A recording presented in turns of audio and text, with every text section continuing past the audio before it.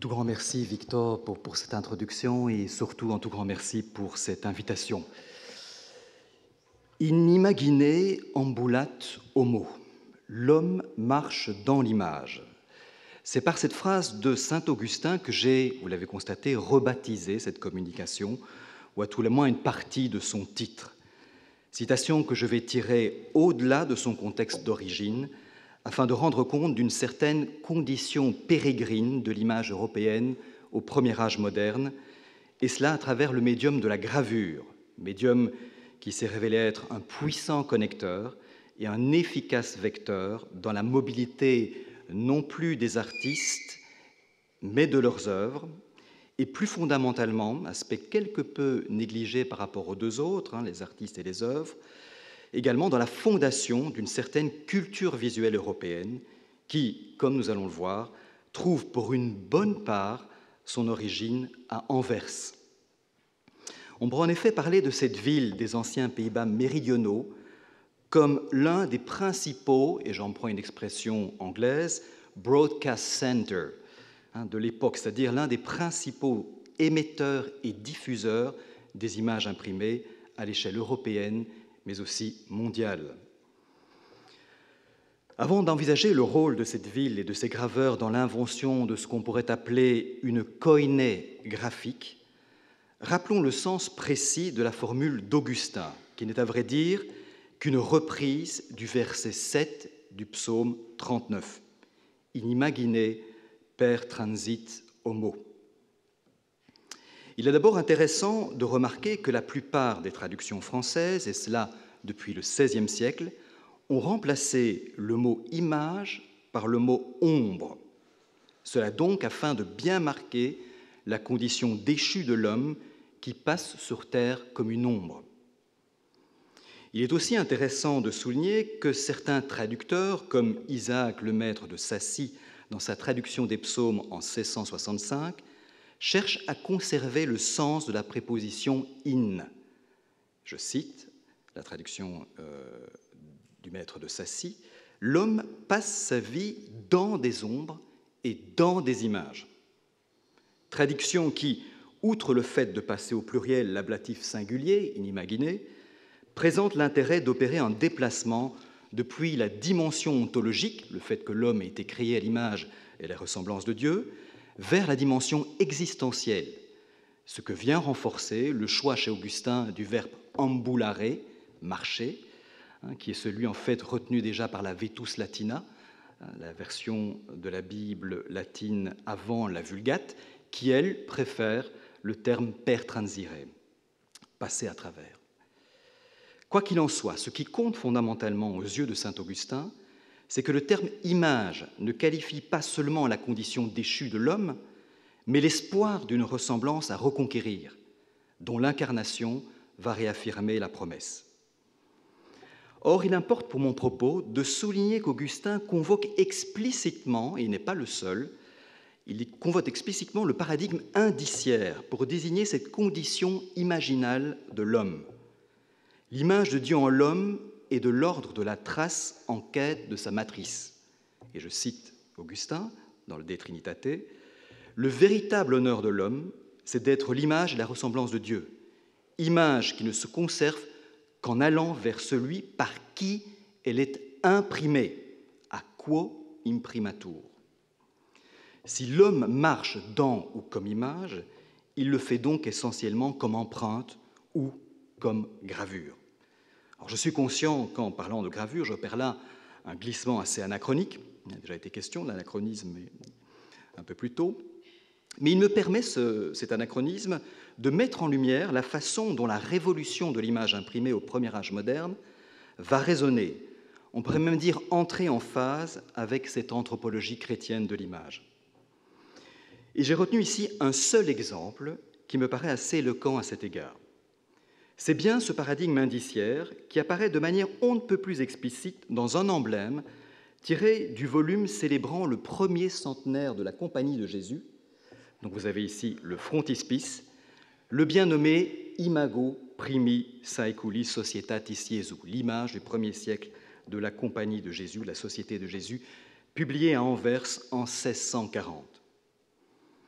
Plus précisément, et voici l'emblème, la métaphore calcographique, puisqu'il s'agit bien d'une presse à gravure sur cuivre, la métaphore calcographique sert ici à rendre compte d'une des modalités de conformation ou de reconquête de la ressemblance, celle de la souffrance dans l'épreuve, pour ne pas dire du martyre.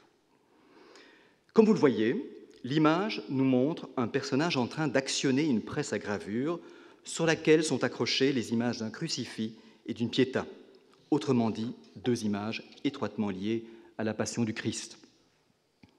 La gravure est accompagnée d'un motto emprunté à l'Énéide de Virgile, au chant 6, « Fingitque premendo », ce qui peut se traduire par « il forme » ou « il figure en pressant ». L'adaptation néerlandaise, qui paraît la même année, opte quant à elle pour la sentence suivante, « Et geluk is in druk », l'auteur jouant sur le double sens du mot druk en néerlandais, signifiant à la fois pression et souffrance. On peut ainsi traduire « le bonheur est dans la pression, c'est-à-dire dans la souffrance », ce qui explicite le titre qui figure au sommet de la page et qui est d'ailleurs semblable à celui qui figure dans la version latine, donc, et que je traduis, la société de Jésus, je traduis la version néerlandaise, s'est perfectionnée par l'épreuve. Dans la version latine, c'est le mot formatur, le verbe former qui est retenu. C'est donc la technique de la gravure, consistant en une action violente, produite sur la plaque métallique qui est lacérée par le burin, mais aussi en une grande pression obtenue par la presse pour que l'encre, métaphore du sang, vienne révéler l'image. C'est donc cette technique qui est retenue pour exprimer l'idée suivante. Plus forte est la pression exercée, c'est-à-dire plus grande est la souffrance, plus belle sera l'image, c'est-à-dire plus parfaite sera la ressemblance. Et je cite le texte de la version néerlandaise, que vous n'avez pas à l'écran. « Ainsi vit le Seigneur en nous, où il a ses presses sur lesquelles on doit endurer peine et souffrance. Il y a souvent imprimé la société de Jésus et créé de vrais hommes. Jamais la presse n'a failli. » Fin de citation. L'idée d'épreuve, celle de l'image imprimée, mais aussi celle endurée par les jésuites, prend ici tout son sens. Mais l'auteur de la version néerlandaise va plus loin encore, en faisant parler l'imprimeur-graveur figuré dans l'emblème, celui que vous voyez à l'instant, lequel laisse sous-entendre, cet imprimeur-graveur, que les images sorties de ces presses ont contribué à exprimer cette image jésuite. Je cite, « Ma presse est célèbre pour toutes les plus belles planches qu'Albrecht Dürer et les Wierix nous ont laissées et que grave encore aujourd'hui le maître le plus habile, car rarement l'art n'est mort avec le temps. » Fin de citation.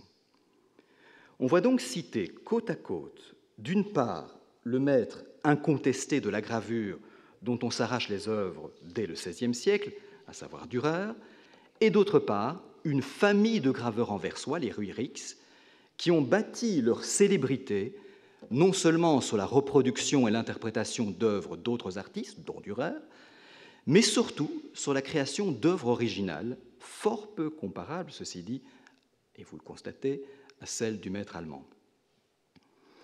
On ne peut par ailleurs manquer de noter la façon dont ces graveurs ont rapidement été assimilés à ce qu'il convient d'appeler une véritable culture visuelle jésuite qu'ils contribuèrent à créer à la charnière des XVIe et XVIIe siècles.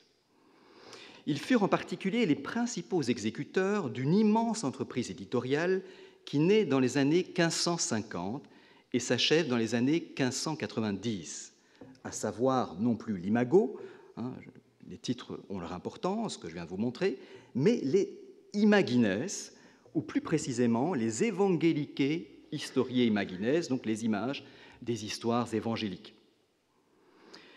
Édité en 1593 par les jésuites anversois eux-mêmes et gravé essentiellement par les frères Wierix, je vous montre une des planches, les 153 planches retraçant les différents épisodes de la vie du Christ seront accompagnées un an plus tard des méditations de Jérôme Nadal, un proche d'Ignace de Loyola, sous le nouveau titre d'Ad Notationes et Meditationes in Evangelia. Notons pour commencer que ce type d'image a été d'emblée conçu pour être diffusé à l'échelle internationale, comme le précise le général de la Compagnie de Jésus dans les années 1550, Francisco Borgia. Je traduis une partie de ce texte, et simplement les passages en rouge, vous pouvez lire le reste. Donc, afin qu'elle soit transportée et diffusée à travers le monde, et d'énumérer ensuite l'extension de cette diffusion, les Indes orientales et occidentales, le Japon, l'Allemagne, la Pologne, l'Espagne et autres provinces. Mais la lente genèse même de cette vaste entreprise éditoriale, qui s'étend sur 4 décennies, apparaît dès le départ être une affaire européenne. Le mouvement part de Rome, où est conçue à la fin des années 50 une première série de dessins préparatoires, dont voici un exemple, attribué à Livio Agresti. C'est à ce moment que commencent les pourparlers avec plusieurs grandes villes européennes, Rome bien sûr, mais aussi Augsbourg et Paris. Le choix va finalement se porter vers Anvers, les promoteurs jésuites étant conscients du prestige acquis par cette ville dans le domaine de la gravure. Leur principal interlocuteur n'est autre alors que Christophe Plantin, l'architypographe étant chargé de trouver les graveurs, une tâche qui va s'avérer fort complexe, tant les exigences des jésuites paraissent démesurées, et cela aussi bien au niveau du temps que de l'argent et des déplacements. Renaît alors l'idée d'une publication romaine, une réactualisation des dessins d'Agresti étant confiée à un artiste florentin, par ailleurs membre de la Compagnie de Jésus, Giovanni Battista Fiameri. Anvers finira par remporter le marché, la réalisation des planches étant alors confiée pour l'essentiel aux frères Wierix, moyennant une rémunération importante et à condition de travailler à Anvers. C'est alors qu'un troisième artiste intervient, à nouveau romain, Bernardino Passeri, qui réalise une nouvelle série de dessins qui serviront de base à la transposition gravée. Alors, je vous montre ici dans ces séries d'images qui sont sous la même thématique, donc c'est bien une série qui concerne une même planche. Il y a eu une intervention d'un autre artiste qui a retravaillé les dessins de Passeri. Cet autre artiste est Martin de Vos. Vous voyez le dessin préparatoire à gauche. À travers ces chroniques de ces incessants allers-retours entre Rome et Anvers, dont je vous ai épargné bien des étapes et bien des rebondissements, on découvre la façon dont la ville d'Anvers finit par s'imposer comme centre de production et de diffusion de la gravure jésuite, préparant ainsi la voie aux différents projets iconographiques de la Compagnie de Jésus, qui, pour la plupart, verront également le jour dans cette même ville. La principale motivation des jésuites semble avoir été la qualité du travail des graveurs anversois, dont la réputation régnait à l'échelle internationale.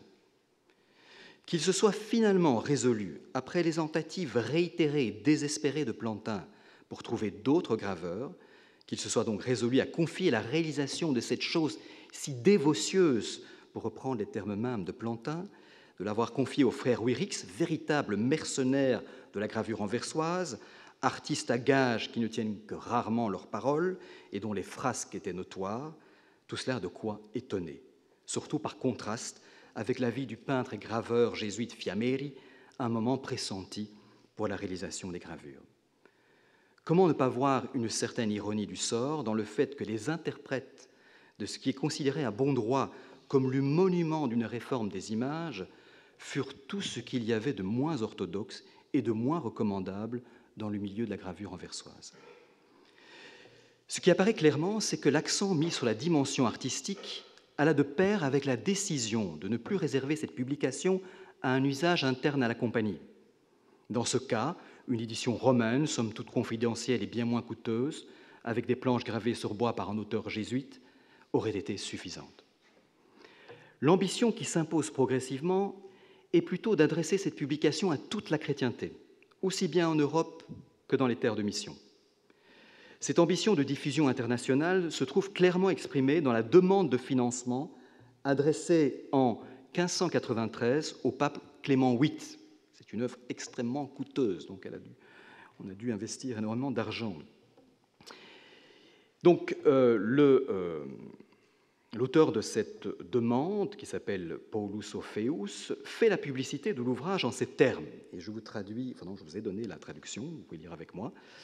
Il en fait la publicité ainsi: une œuvre précieuse et très désirée, non seulement en Europe, par les personnes contemplatives, mais réclamée aussi par ceux de la Compagnie dans les deux Indes, pour pouvoir plus facilement imprimer chez ces nouveaux chrétiens, par le moyen de l'image, les mystères de la rédemption humaine qu'ils assimilent difficilement par la voie de la prédication et du catéchisme, parce qu'ils sont en général de peu de lumière. Ce souhait sera bien réalisé, puisque les Imaginaises vont connaître une immense fortune visuelle à travers toute l'Europe, jusqu'à atteindre les nouvelles terres de mission. Et je vous en donne juste un très petit échantillon que voici, en commençant par des gravures. Donc c'est toujours dans la suite de la série que je vous ai montré, des dessins préparatoires. Je vous remonte quand même vite la planche de droite, qui est le résultat final, celui qui sera publié en 1593. Et puis, toutes les déclinaisons qu'on trouve un peu partout, dans le médium de la gravure, évidemment, dans celui de la peinture, et ce n'est pas inintéressant, ce n'est pas que des petits maîtres.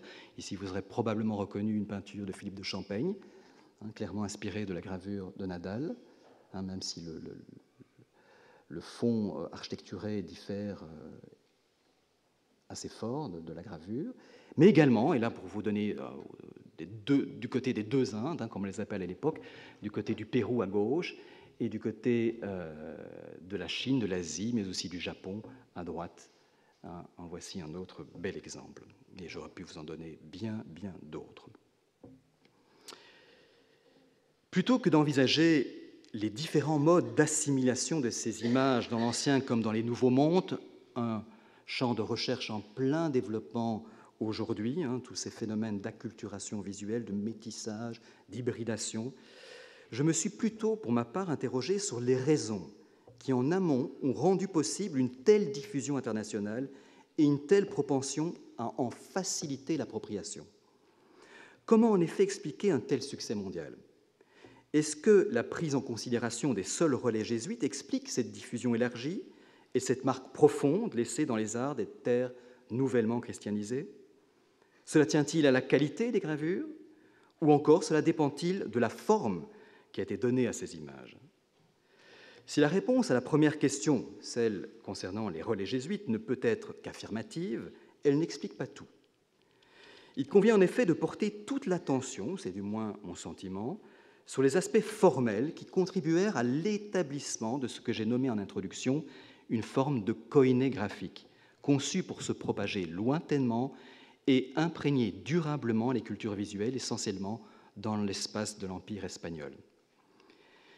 Il s'agit finalement d'interroger les conditions d'émergence et d'efficacité d'une imagerie qui va être estampillée comme européenne dans les contrées extra-européennes. Pour ce faire, il faut être attentif aux termes utilisés dans la préface des Evangelicae Historiae Imagines. Je fais une petite marche arrière. Il y est question, je ne vais pas vous le traduire, simplement épingler quelques mots, il y est question de beauté et d'élégance mise au service de la sainteté de l'argument et de la piété du sujet, la beauté servant la piété et la sainteté rehaussant l'élégance. Cette coïncidence entre art et religion et la valorisation d'une beauté digne correspond parfaitement aux idéaux antimaniéristes de la contre-réforme, tels qu'ils s'expriment dans les arts tridentins et post-tridentins, comme dans la littérature ecclésiastique de la même époque, dont la teneur peut être résumée par cette célèbre formule d'un auteur qui a déjà été cité par Michele Bacci, à savoir Giovanni Andrea Giglio, qui écrit ceci, c'est très clair. « J'estime beaucoup plus ingénieux le peintre qui accommode l'art à la vérité du sujet que celui qui déforme la pureté du sujet pour l'adapter à la beauté de l'art. » C'est ici le principe du décorum qui prévaut, c'est-à-dire celui d'une adéquation aussi parfaite que possible entre la dignité du sujet et le traitement artistique qui en est proposé. Ce principe, tel qu'il est promu dans les littératures artistiques de l'époque, touche aux trois volets de la rhétorique, l'invention, la composition et l'expression. Appliqué aux planches de Nadal, dont voici un nouvel exemple, Ces trois dimensions semblent en effet respecter la convenance requise. Du côté de l'invention, les gravures font preuve d'une orthodoxie irréprochable, en ayant évacué tout détail anecdotique ou toute erreur théologique et historique, voire toute forme ou toute figure indécente. Il en ressort une forme de vraisemblance, voire de véracité, qui peut donner l'impression d'un rendu archéologique, impression renforcée par la présence, comme vous le notez au bas de l'image, la présence des légendes et des annotations, là vous ne les voyez pas sur la page qui jouxte l'image, donc des annotations qui ancrent solidement l'image dans le texte évangélique. Du côté de la composition, les images synoptiques, une construction spatiale qui pourrait apparaître quelque peu archaïque, car elle ne respecte pas les règles, les sacro-saintes règles aristotéliciennes de l'unité de temps, de lieu et d'action, propose donc cette composition une articulation claire des scènes entre elles, facilitée par le système des lettres légendées dessinant un parcours visuel. Vous repérez les lettres dans l'image. Malgré la densité du tissu narratif, les différents moments sont donc ingénieusement agencés, de manière à ne créer aucune ambiguïté visuelle, aucun télescopage d'événements distincts, ni aucune confusion entre les différents registres de discours figuratifs, paraboles, scènes historiques, etc. Oui, je vous montre que cet exemple-ci. C'est autour de la scène centrale que s'organisent les autres moments du récit, disposés de façon à ne pas distraire le regard, conduit naturellement vers l'avant-plan.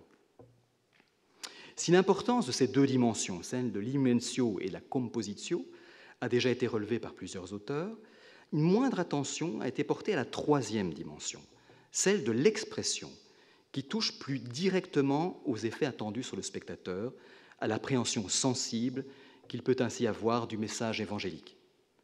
Là encore, le respect du décorum s'impose, en évitant toute licence artistique qui aurait pu apparaître comme gratuite, ou en tout cas comme ne servant pas la dignité du sujet, laquelle nécessite un style sobre et jusqu'à un certain point même sévère ou grave, si l'on se réfère en tout cas aux catégories rhétoriques de l'époque. On peut à ce titre parler d'un langage plastique faisant preuve d'une certaine neutralité stylistique. Et je vous donne la série, donc depuis les premiers dessins des années 1550, 1560, et puis les deux autres séries jusqu'à la réalisation gravée. Donc cette idée de neutralisation stylistique me paraît assez probant. De, on pourrait dire, démaniérisation des figures. Vous voyez encore quelques légers contrapostaux dans les premières séries, et puis l'annulation de ces effets stylistiques. Et on peut en donner plusieurs exemples du même type. Donc, une certaine neutralité stylistique, ou à tout le moins une volonté d'éviter toute marque distinctive d'une quelconque manière artistique, la priorité étant donnée à la lisibilité et donc à la, entre guillemets, vérité des scènes. C'est pour toutes ces raisons que Francisco Pacheco recommande vivement aux peintres, dans son Arte de la Pintura de 1649, l'imitation des Evangelicae Historiae Imagines, qui représente à ses yeux la verdad et il decoro, donc la vérité et le décorum. De par leur exactitude scripturaire, ces images font donc clairement autorité, et c'est ce qu'atteste leur immense fortune visuelle dont je vous ai parlé il y a un instant. Si le système des copies successives, auquel se prête assez bien la gravure, en vient parfois à faire oublier la source initiale, il n'en reste pas moins que la connaissance de cette source importe, car celle-ci est porteuse en elle-même d'un certain idiome visuel dont les transpositions et adaptations successives conservent toujours une trace, aussi déformée soit-elle. C'est la raison pour laquelle il convient de revenir aux caractéristiques propres à la production graphique des Wierix, au-delà des imagines que je viens de vous montrer, en envisageant leur haut potentiel de traductibilité. En d'autres termes, il s'agit de réfléchir à la manière dont leur gravure propose un traitement formel et thématique aisément assimilable et transposable dans d'autres médiums et dans d'autres cultures visuelles.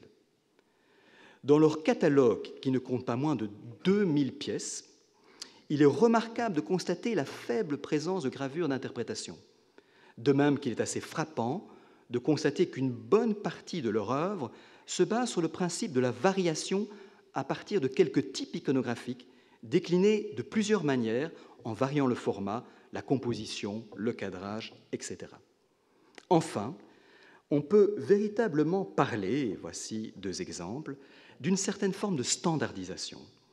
Si style il y a, celui-ci penche plutôt vers un traitement assez doucereux, et dans certains cas même un peu mièvre, style qui s'adaptera parfaitement à une sensibilité spirituelle plus intimiste, plus affective, qui parle en un langage assez simple au plus grand nombre.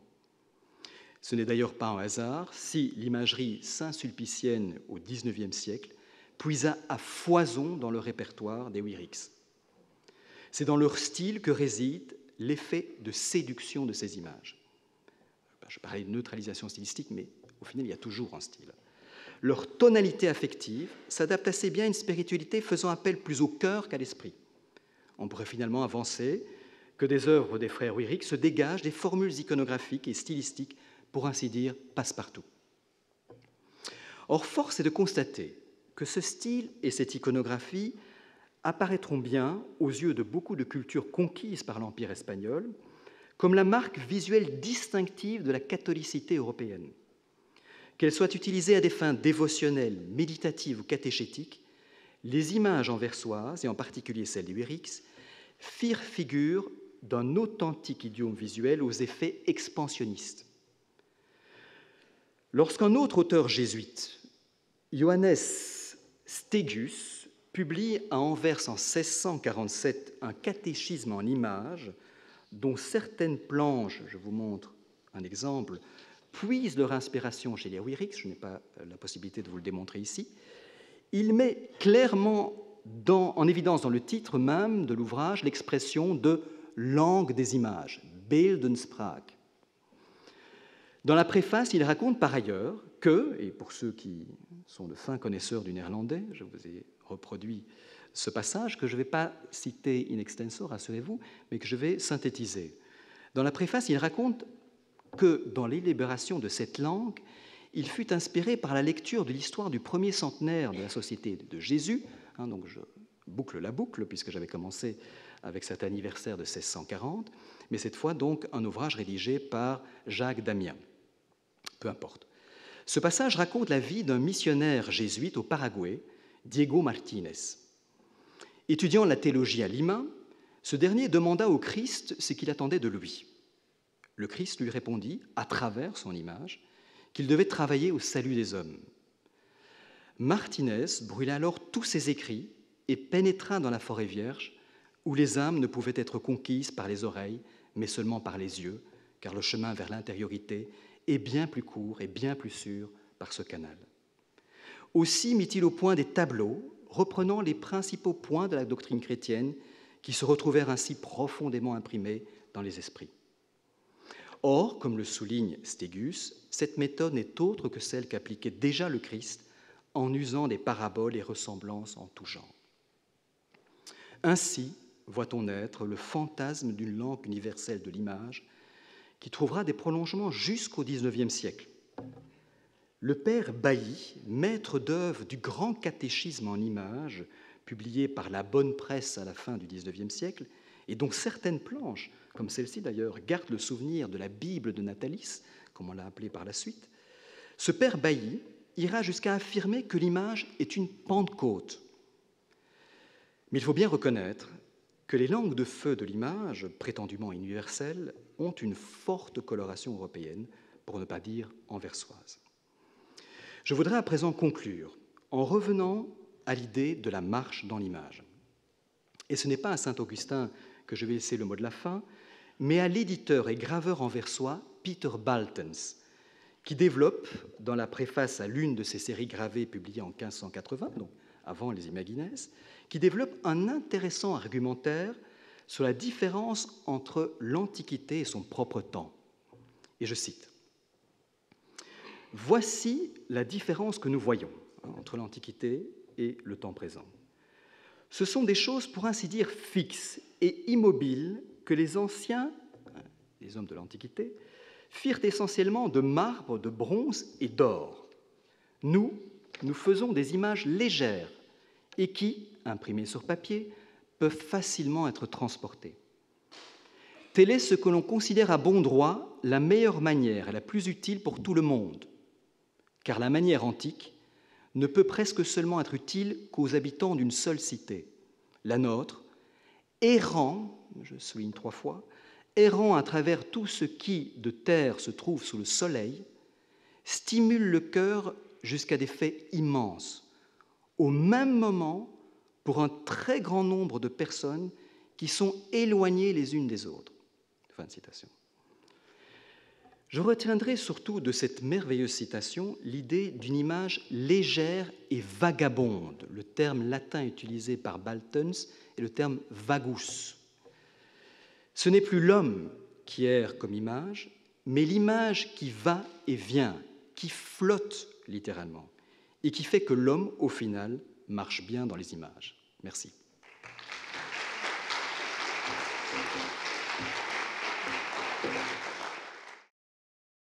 Je remercie beaucoup Raph de Koninck pour nous avoir illustré, encore une fois, avec une grande finesse, l'importance de l'image, et notamment de l'image imprimée, de la gravure d'impression dans la circulation des images, pas seulement en Europe, mais aussi au-delà des frontières de l'Europe, avec des implications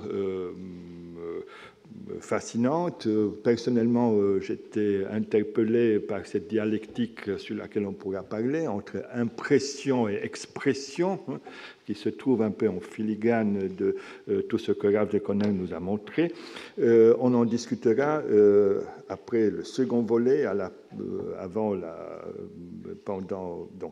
grande pause de midi. Maintenant, on a le temps de prendre une pause jusqu'à 11h30.